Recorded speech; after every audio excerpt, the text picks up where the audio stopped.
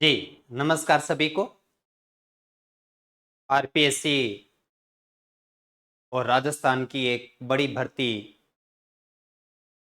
PSI यानी sub inspector भर्ती के लिए जो विद्यार्थी बिल्कुल लगन से तैयारी कर रहे हैं, वो बड़े अच्छे से ये जानते हैं कि अपने इस पेपर के पार्ट के अंदर एक हिस्सा गणित और रीजनिंग का जो है, वो बहुत बड़ा रोल रखता है। ऐसा नहीं कि क्वेश्चनों की क्वांटिटी बहुत ज़्यादा है। अगर हम बात करें यहाँ से तो जितने भी प्रश्नों की क्वांटिटी है वो ये जरूर है कि आपको अपने एक सेफ स्कोर पे पहुंचा सकता है यदि आपने थोड़ा सा भी समय अपने शेड्यूल के अकॉर्डिंग गणित और रीजनिंग के लिए भी रखा तो। क्योंकि ये ऐसा पार्ट है जिसके अंदर आप 100% स्कोर कर सकते हैं। आज की अपनी इस क्लास में ये देखेंगे कि भी गणित और रीजनिंग का जो क्वेश्चन आएगा उसमें कौन कौन से कितने चैप्टर हैं। पिछली 2018 और 2021 की भर्ती के पेपर को एनालाइज करते हुए ये देखेंगे कि किस चैप्टर से कितने प्रश्नों को उठाया गया, किसी टॉपिक को छोड़ना है तो कौन सा छोड़े और पढ़ना ज्यादा है तो किससे ज्यादा पढ़े, ये डिस्कस करेंगे। सबसे पहले अपने इस क्लास के अंदर अपने सिलेबस के बारे में बात करेंगे और उसके साथ साथ अपने ये देखेंगे कि आज से अगर हम पढ़ना शुरू करें, क्या पढ़ें, कहां से पढ़ें और कितना पढ़ें के बारे में बातचीत करेंगे। उम्मीद करता हूं कि आपका जो भी मैं समय लूंगा बड़ा फायदा रहेगा उस समय को, इसलिए क्लास को स्किप किए बिना पूरे अच्छे से देखेगा और साथ साथ अपने सभी साथियों के साथ अपनी इस क्लास लिंक को जरूर शेयर करेंगे। तो मैं शुरुआत करता हूं पहले अपने सिलेबस के साथ में। क्या है अपने सिलेबस में और कितना पार्ट पढ़ना है पहले उसका डिस्कस करते हैं, फिर उसके बाद में अपने देखते हैं कि पिछली दो बड़ी भर्तियां 18 और 21 के दौरान पेपर में क्या रहा था अपने पार्ट से गणित और रीजनिंग विषय के साथ। सबसे पहले बात करते हैं रीजनिंग के। देखो रीजनिंग के आपके मैं 3 पार्ट बनाता हूं। टॉपिक तो अलग अलग है। रीजनिंग तीनों प्रकार के रीजनिंग आपके अंदर है, यानी तीन रीजनिंग के जो 3 यूनिट बनाई हुई है, वर्बल, नॉन वर्बल और लॉजिकल, है ना, एनालिटिकल रीजनिंग। तो तीनों रीजनिंग के आपके सिलेबस में है। तो सबसे पहले हम logical statement and conclusion, course of action, analytical reasoning, मैं ये कहना चाहूंगा कि हम इसको कवर करेंगे। ये एक यूनिट का नाम होता है, ना कि किसी एक टॉपिक का नाम, लेकिन ये यूनिट देने की वजह से इन लिखे हुए आपके जो 4 टॉपिक के नाम हैं इनसे हटके भी थोड़ा सा देखना होगा। ये हमारा जो कि एनालिटिक यानी लॉजिकल रीजनिंग। उसके बाद में वर्बल और नॉन वर्बल अपने पास यहां आता है। वर्बल और नॉन वर्बल में ये इतना सा है, आकृतियों से संबंधित। सामान्यतः अब तक आपसे केवल आकृतियां गिनना ही पूछा गया था और उसी प्रकार का, हालांकि नॉन वर्बल यूनिट के अंदर बहुत सारे चैप्टर हैं।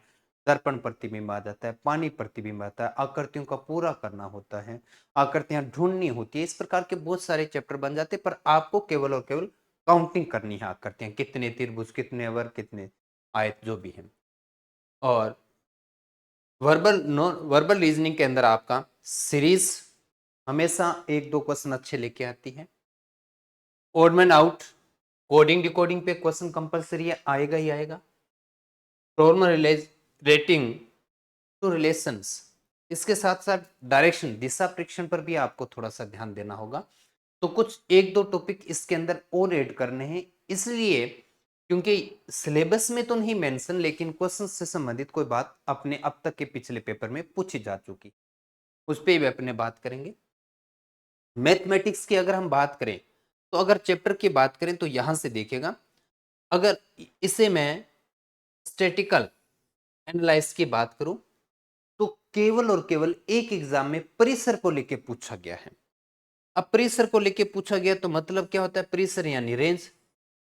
तो यहां ये कहते हैं कि आपको एक सामान्य स्टैटिस्टिक्स की जानकारी होना चाहिए, इसलिए आपके सिलेबस में मैं एक प्राथमिक लेवल का सांख्यिकी भी करवाऊंगा जिसको आपको करना होगा, क्योंकि क्वेश्चन पूछा जा चुका है।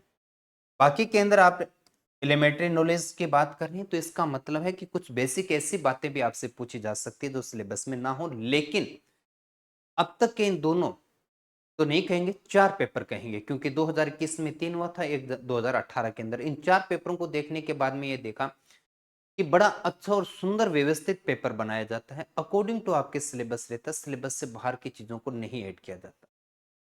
अब उसमें क्या रहता है कि आपको नंबर सिस्टम टॉपिक तैयार करना है अच्छा से। अच्छा, ये यहाँ की एक आधा आपका साथी कह रहा है गुरुजी वो कौन सा टॉपिक है, ऑर्डर ऑफ मैग्नीट्यूड, मैग्नीट्यूड। तो मैं ये कहना चाहूंगा कोई नहीं है, ये गणित का कोई टॉपिक है ही नहीं, पर आरपीएस से इसको यहाँ ऐड करने से इस बात से बच जाता है।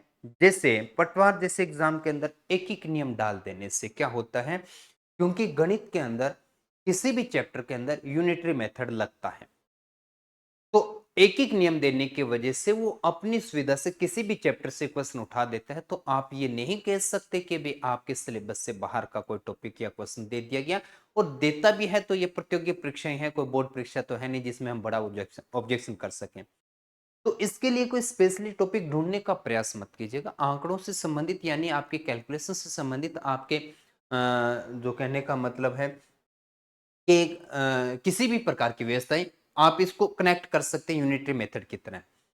एक एक नियम तो नहीं पढ़ना, पर कहने का मतलब है कि आपके सिलेबस में जो जो टॉपिक के नाम दिखाई दे रहे हैं उनसे हटके भी किसी भी सामान्य चैप्टर से आपका कोई क्वेश्चन रखा जा सकता है आपके बीच में। अब तक इससे संबंधित किसी प्रकार का अलग अपने को कोई विशेष क्वेश्चन देखने को नहीं मिला है, आपके जितने भी चारों पेपर को हमने चेक किया। उसके बाद में ratio, proportional, percentage, simple, compound, data analyse, table, bar diagram, line और पाई चार्ट, ये आपका सिलेबस है। तो आपके सिलेबस में इस भाग से अब तक कुल मिलाकर 10 क्वेश्चन चारों पेपर में पूछे गए थे, यानी वर्तमान समय में आप इस क्लास के माध्यम से अपने 10 क्वेश्चनों को बचा रहे हैं। अब इन 10 क्वेश्चनों को किस प्रकार से हमने डिवाइड किया है वो देखना होगा, ताकि आपको ये पता चले कि क्या मैं कौन से भाग पर समय कम दूं, कौन से पे ज्यादा दूं, किस भाग से कितने क्वेश्चन हैं उसके बारे में अपने डिस्कस करते हैं। और वहां से देखते हैं तो सबसे पहले अपने सामने आता है कि हम रीजनिंग के 3 यूनिट पढ़ते हैं, एक वर्बल, एक नॉन वर्बल और एक एनालिटिकल, और फिर आता है मैथ की बात करते हैं। तो इन आंकड़ों को मैं आपके सामने प्रस्तुत जी, आंकड़े कुछ इस प्रकार से अपने सामने हैं। हम 4 एग्जाम लेके चल रहे हैं, 2018 का जो एक पारी में हुआ था, उसके बाद में 2021 के 3 पारी में, 13/9/21, 14/9/21 और 15/9/21। इनमें क्या रहा था कि गणित में कितने, वर्बल, नॉन वर्बल और एनालिटिकल रीजनिंग से कितने क्वेश्चन के बारे में बात करते हैं। सबसे पहले 2018 में आपके वर्बल में से 3 क्वेश्चन, जिसमें सीरीज, आपका कोडिंग डिकोडिंग और ब्लड रिलेशन से संबंधित। तो इस प्रकार से बड़ा व्यवस्थित सुंदर पेपर बनाया गया था। 3 क्वेश्चन तो आपके वर्बल थे, एक आया नॉन वर्बल, केवल आपको आकृति गिननी थी। ये पूछा गया था कि भी इतने त्रिभुज, इतने वर्ग, दोनों में एक आकृति में कितने वर्ग बनेंगे, कितने त्रिभुज बनेंगे और दोनों का अंतर कितना होगा आकृतियों में। 2 आकृतियां गिननी थी एक ही डायग्राम के अंदर, जो केवल और केवल आपका टाइम कंज्यूम करवाने वाला क्वेश्चन था, मुश्किल नहीं था। उसके बाद में एनालिटिक यानी लॉजिकल अवधारणाएं कह सकते हैं, या किसी प्रकार का बना क्वेश्चन जो दो रूप में, थ्योरेटिकल पोर्शन के साथ में जो आपके क्वेश्चन आते हैं वो 2, और गणित के क्वेश्चनों की संख्या आपके पास में हुआ। तो इस प्रकार से मिलाकर कुल 2000 में प्रश्नों की संख्या कितने अपने पास में, 10 है। ये हमारा 2018 का। उसके बाद में आते हैं 2021 के अंदर।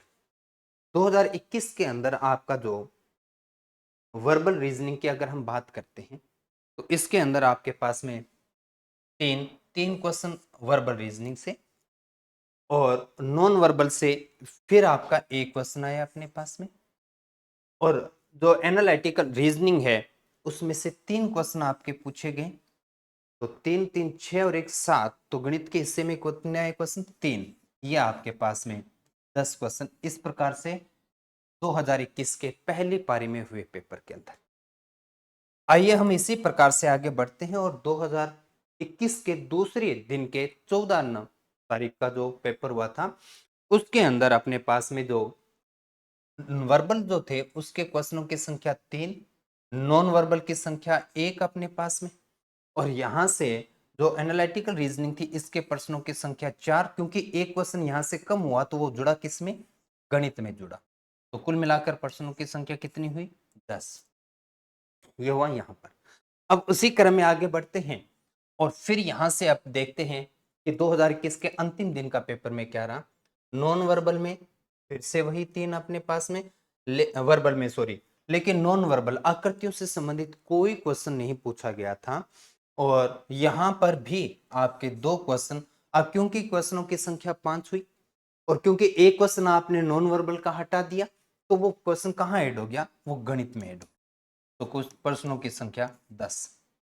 तो इसका एक सार रूप और एक निष्कर्ष रूप ये निकल के आता है कि आपके पास में गणित के प्रश्नों की संख्या, अगर अकॉर्डिंग टू इन पेपर का देखें तो 4 क्वेश्चन एवरेज बन के आता है कि 4 क्वेश्चन तो मैथ के आने हैं, हो सकता है तो 5 भी हो जाए। और दूसरा निष्कर्ष ये निकल के आता है कि एनालिटिक रीजनिंग के 2 क्वेश्चन एवरेज आपके सामने बने रहते हैं, नॉन वर्बल का 1 क्वेश्चन बना रहता है, और वर्बल रीजनिंग के 3 क्वेश्चन जिसके अंदर आपको सीरीज पढ़ना होता है, कोडिंग डिकोडिंग पढ़ना होता है, ब्लड रिलेशन पढ़ना होता है, दिशा परीक्षण के बारे में भी शायद एक आधा क्वेश्चन पूछा गया था। ज्यादा बड़ा नहीं है, 4-5 टॉपिक है, बस इतना सा करना है।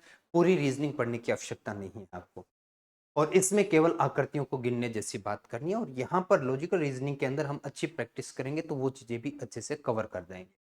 मैथ में किसी प्रकार का डर नहीं होना चाहिए आपके अंदर, क्योंकि अब तक जितने भी क्वेश्चन आरपीएससी ने इस पेपर के अंदर पूछे, मैक्सिमम हमने अपने जब जब समय हमारे क्लास को लिया था, जिस जिस समय हमने पढ़ाया था, अपने ही कंटेंट में देखने को मिला। नया कुछ ऐसा दिखा नहीं कि भी हमने पढ़ा कुछ और आया कुछ और। तो ये पिछले दोनों तीनों एग्जाम का अनुभव अपने सामने, तो दिक्कत आएगी नहीं गणित पार्ट को लेके, और रीजनिंग भी आप कुछ जानते हैं और कुछ इंप्रूव कर लेंगे। तो ये तो अपने पास में आप अपने तरीके से डिवाइड कर लेते हैं, लेकिन इतना कहना चाहूंगा, सिलेबस में लिखे किसी भी टॉपिक को हल्का नहीं करना, किसी को भारी नहीं करना। आप सबको इक्वल समय दीजिए, क्योंकि एक हिस्से से जब क्वेश्चन उठाता है तो दूसरे, मान लीजिए किसी एक हिस्से से क्वेश्चन नहीं उठाया तो वो अगली बार दूसरे हिस्से से। यहां देखते हैं अपने पास में 3 क्वेश्चन आए, अब चैप्टर आपके 5 है, क्वेश्चन 3, तो इसका मतलब किसी एक को छोड़ा होगा, 2 को छोड़ा होगा। तो जो जिनको छोड़ा उसमें अगले पेपर के अंदर उस क्वेश्चन को ऐड कर दिया गया। सरल ब्याज छोड़ता है तो चक्रवर्ती ब्याज से, दोनों छोड़ता है तो अनुपात प्रतिशत, लेकिन अनुपात और प्रतिशत ये 2 टॉपिक है जो कंपलसरी एक क्वेश्चन लेके ही आते हैं अपने। बाकी में थोड़ा सा कम ज्यादा होता रहता है। स्टैटिक सांख्यिकी में केवल लास्ट इस पेपर के अंदर ही एक क्वेश्चन पूछा गया, जिसका मैंने बताया था कि रेंज या परिसर पे पूछा गया क्वेश्चन था, जो बिल्कुल ही सामान्य क्वेश्चन था आपके लिए। तो ये इस प्रकार के 10 प्रश्नों के लिए आपको तैयारी करनी है, और इन्हीं 10 क्वेश्चनों के साथ अपने को आगे बढ़ना है। और कैसे बढ़ेंगे उसके लिए अपने ये कहेंगे कि अपना ये एक कोर्स है, इसके अंदर अब अपने जाके अभी देखेंगे कि इसमें क्या मिलेगा और कैसा है कोर्स अंदर से देखने पर, है ना। आपके के साथी बहुत सारे बोलते हैं कि डेमो दो, तो डेमो तो वैसे मैं देता ही रहता हूँ आपके सामने यूट्यूब पर पूरा दिन, फिर भी उस पर भी बात करेंगे अपने। आपका ये बैच रिकॉर्डेड प्लस लाइव दोनों फॉर्मेट में, रिकॉर्डेड आपका मैक्सिमम हो चुका है और लाइव अभी आपका चल रहा है। दोनों चीजें एक दूसरे के साथ में चल रही है। पीवाईक्यू आपका जितने भी मैथ के टॉपिक हैं वो सारे टॉपिक प्रीवियस ईयर क्वेश्चन 2011 से 25 तक के करवा दिए गए हैं और आपके कोर्स में ऐड कर दिया गया, जो अभी मैंने, क्योंकि मैं ये चाहता हूं कि पहले दिन ही आए तो आपको पढ़ने का कंटेंट उसके अंदर उपलब्ध होना चाहिए। पीवाईक्यू 2021 से 2025 तक का आपके उस कोर्स में उपलब्ध है। केवल एक टॉपिक चार्ट लास्ट चल रहा है, जिसमें आपने पाई चार्ट कल शुरू कर दिया था। ये पूरा होते ही आपका मैथमेटिक्स का पीवाईक्यू पूरा हो चुका होता। रोगा रीजनिंग के वर्बल टॉपिक है वो भी कंप्लीट है। नॉन वर्बल और एनालिटिक रीजनिंग जो है उसके बारे में हम बात करेंगे। टेस्ट सीरीज जैसे ही आपकी एक व्यवस्था बन जाती है, रेगुलर हमारा क्लासेस चलना शुरू हो जाता है, आप अपने तरीके से उसमें पढ़ना शुरू कर देते हैं, कुछ टॉपिक आपके निकलेंगे, उसके बाद में एक शेड्यूल टेस्ट अपने शुरू कर देंगे, पहले टॉपिक वाइज और फिर आपके एग्जाम तक मॉक टेस्ट बने रहेंगे। एमसीक्यू सत्र क्या होता है कि आप गणित को सीख तो लेते हैं, लेकिन आपके प्रैक्टिस के अभाव की वजह से आप उसे अच्छा प्रेजेंट नहीं कर पाते और खासतौर से समय नहीं बचा पाते। स्पीड से कैसे करना है, अच्छा कैसे करना है, जल्दबाजी में गलतियां कहाँ से होती है, ये सब देखते हुए हम सत्र के क्लासेस करते हैं। हर टॉपिक के 100 प्रश्नों की आपको प्रैक्टिस करवाई जाती है और स्पीड मोड के साथ में। लंबा चौड़ा समय नहीं लिया जाता, कम से कम समय में हम अधिक से अधिक क्वेश्चन कैसे कर सकते हैं और उसके साथ साथ जबरदस्त तरीके की प्रैक्टिस हो जाती है आपकी। और पेपर के जब नजदीक होंगे तब आपको एक क्रैश कोर्स, जिसके अंदर एक दिन में एक टॉपिक हम रिवाइज करेंगे। इस प्रकार से कुल मिलाकर मैं आपको 6 बार आपका सिलेबस करवाता हूं और 6 बार सिलेबस आप अपने सामने से निकालते हैं। केवल क्लासेस के साथ पढ़ना शुरू कर देना है। एक शेड्यूल बना लीजिए, प्रतिदिन का आधे घंटे का, 1 घंटे का, 1.5 घंटे का एक शेड्यूल बना के रखिए, क्योंकि आप जानते हैं कि इस बड़े एग्जाम के लिए एक व्यवस्था बना के चलना पड़ेगा, एक नियमों के साथ चलना पड़ेगा और उस प्रकार की व्यवस्थाएं आप बनाते हैं। अब चलिए थोड़ा सा देख लेते हैं कि कोर्स अंदर से कैसे दिखेगा, तो उस पर भी हम बात कर लेते हैं।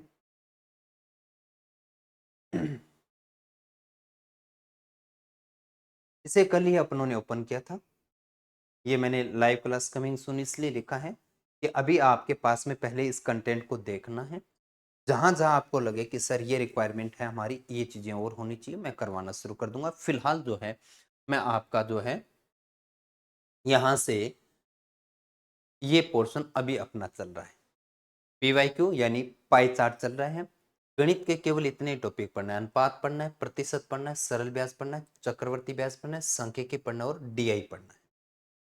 डीआई कंप्लीट हो चुका है। सांख्यिकी ये चैप्टर आपके बड़े शानदार तरीके से और जितनी जरूरत होती है उतनी ही क्लासेस के अंदर पूरा करवाया गया है और इसके साथ साथ आपके प्रैक्टिस एक्सरसाइज वगैरह सब कुछ उपलब्ध है। केवल आपको इन एक्सरसाइज का प्रिंट निकालना चाहें तो प्रिंट निकालें। बिल्कुल सामान्य से बड़े लेवल पर जितना भी प्रकार का अच्छा क्वेश्चन बनता है, खासतौर से आरपीसी के लेवल के अकॉर्डिंग सारे क्वेश्चन आपको प्रैक्टिस में करवाए हुए हैं। तो गणित आपकी एक बार मेरी ओर से पूरी है। अब जैसे ही हम इसका टेस्ट शुरू करेंगे तब मैं इसका क्रैश कोर्स के माध्यम से आपका एक दिन में एक रिवीजन कराऊंगा, फिर आप अपना टेस्ट देना शुरू करें। और टेस्ट देने से पहले जब भी आप किसी एक टॉपिक को पढ़ते हैं, उस टॉपिक को पढ़ने के बाद में ये देखना होगा कि आरपीसी और अध्ययन बोर्ड ने उस टॉपिक से अब तक क्या हमसे पूछा गया है, बिल्कुल ईयर वाइज आपके पास में 2011 से 15, 16 से 18, 19 से 22, फिर उसके बाद में 23 से 24 और 24 से लास्ट अब अपने वर्तमान में क्या कुछ क्वेश्चन आरपीएससी ने और क्या अध्ययन बोर्ड ने इस संबंधित टॉपिक से पूछा है। आसान है तब भी और मुश्किल है तब भी आपके सामने। उसके बाद में अपने पास में आ जाते हैं यहाँ से, ये जो है सत्र की क्लासेस जिसमें अभी अपना लाइव चल रहा है। अभी मैंने 3 टॉपिक करवाए हैं, बाकी के 2 टॉपिक और बाकी है। हम पहले इसमें मैथ करेंगे, फिर हम ये सत्र के क्लासेस रीजनिंग के भी करेंगे। रीजनिंग के भी हर टॉपिक के 50-50 क्वेश्चनों की हम प्रैक्टिस करेंगे, क्योंकि रीजनिंग के अंदर 100 क्वेश्चनों की क्वांटिटी एक बड़ा पार्ट बन जाता है। मैथ में तो फिर भी चल जाता है। सारे गणित का पोर्शन कंप्लीट हो गया, सॉरी नंबर सिस्टम आ गया था। गणित के सारे टॉपिक कंप्लीट है। पीवाईक्यू मैं भी आपको लाइव करवा रहा हूँ। सत्र के क्लासेस भी अभी लाइव चल रही है आपकी। रीजनिंग पीवाईक्यू अभी काफी टॉपिक हो चुके हैं, लेकिन 2 पार्ट जैसे मैंने कहा कि नॉन वर्बल और लॉजिकल रीजनिंग अभी बाकी है अपने पास में, जिनको करवाना है। और यहाँ पर भी जो आपका है वो नॉन वर्बल, इतनी चीजें आपको पढ़ना है, इतनी ही चैप्टर तैयार करने हैं रीजनिंग के अंदर, जिसके अंदर वर्गीकरण, श्रृंखला, कोडिंग, डिकोडिंग, दिशा परीक्षण, बैठक व्यवस्था और रक्त संबंध। हालांकि इससे अब तक कोई क्वेश्चन पूछा ही नहीं है। खुद आरपीसी ने अपने इस पेपर में, चारों पेपर में कोई क्वेश्चन नहीं पूछा। सीरीज पे एक तो क्या, एक पेपर में 2 क्वेश्चन पूछे जा चुके हैं अपने पास में। और रक्त संबंध और कोडिंग, अगर मैं बात करूं कि अब तक के क्वेश्चनों के अकॉर्डिंग तो 3 चैप्टर से हमेशा क्वेश्चन रखने का प्रयास किया गया है। बाकी इन तीनों टॉपिक को हल्के में रखा और इसको कभी शामिल किया ही नहीं अभी तक। तो ये इस प्रकार के आपके जो है रीजनिंग के टॉपिक है, जिसमें अभी अपना काउंटिंग करने वाला आकृतियों का और लॉजिकल जो टॉपिक है वो बाकी है। तो ये आपका कोर्स है, बड़े अच्छे तरीके से, बड़ा व्यवस्थित तरीके से, सुंदर रूप बनाकर आपके लिए रखा हुआ है। आज के दिन में ही अपने कोर्स में जुड़कर अपनी स्टडी को रेगुलर कर दीजिए। जिस प्रकार से व्यवस्थाएं मैंने बनाई है उस प्रकार से अगर आप पढ़ते हैं तो एक नहीं, दो नहीं, तीन नहीं, कुल मिलाकर 6 बार मेरी क्लासेस के साथ रहते रहते अलग अलग मोड पर रहते हुए आप अपना सिलेबस घुमा जाते हैं। किसी एक विषय को जब 6 बार आपके सामने से निकल जाता है तो आपको सिलेबस की समझ भी बड़ी सुंदर और शानदार बन जाती है, और आपको यह एहसास होने लग जाता है कि इस सब्जेक्ट में क्या पूछ सकता है, कहाँ से क्वेश्चन आ सकता है, किससे कैसे करना है। और इतनी ही तो समझ बनानी है। पर इतना कहना चाहूंगा कि हम 10 प्रश्नों के लिए उतनी ही ईमानदारी से मेहनत करें जितनी किसी अन्य किसी ज्यादा क्वेश्चनों की क्वांटिटी के साथ विषय हो तो भी। और अगर आप इसमें आज के दिन से ही आधे 1 घंटे का अगर शेड्यूल बनाकर चलते हैं तो ये सारे पार्ट करना आपके लिए संभव है, क्योंकि किसी भी क्लासेस की क्वांटिटी को बड़ा नहीं बनाया गया, अच्छा बनाया गया है। क्लास क्वांटिटी कम रहे और कंटेंट बढ़िया रहे, इस पे काम किया गया है। तो ये आपका कोर्स है, यही बताने के लिए मैं आज आपके सामने है। तो आपको थोड़ा-सा देखना है कि एक तो कि किस पार्ट को हल्के में रखना है, किसको भारी, तो उसका निष्कर्ष रूप ये है कि पूरे सिलेबस को इक्वल देखें, किसी को कम, किसी को ज़्यादा समय ना। दूसरा, यहाँ से शेड्यूल के रूप में आधे 1 घंटे का समय निकाल दीजिए, किसी भी चैप्टर से शुरुआत कर दीजिए। सारे चैप्टर आपके लिए महत्वपूर्ण है, क्योंकि प्रत्येक में से किसी में से एक या एक ही एवरेज क्वेश्चन एक रहता है, या तो एक लेगा या नहीं लेगा। पर किसमें से एक क्वेश्चन लेंगे ये नहीं पता अपने, इसलिए सभी टॉपिक को इक्वल तैयार करके जाना। और इसी सब बातों के साथ मैं अपनी अपनी बात को रोकता हूँ यहाँ पर, और इसी शुभकामनाओं के साथ में कि आप अपनी तैयारी को शानदार तरीके से बनाए रखिए। जिस प्रकार से आप पढ़ रहे हैं उसी प्रकार की व्यवस्थाओं के साथ में अगर आपको लगता है कि कुछ कमी रह रही है तो बदलाव कीजिए, और अगर अच्छी व्यवस्थाएं चल रही है तो उसके अकॉर्डिंग चलने दीजिए। इन्हीं शुभकामनाओं के साथ आज इतना ही।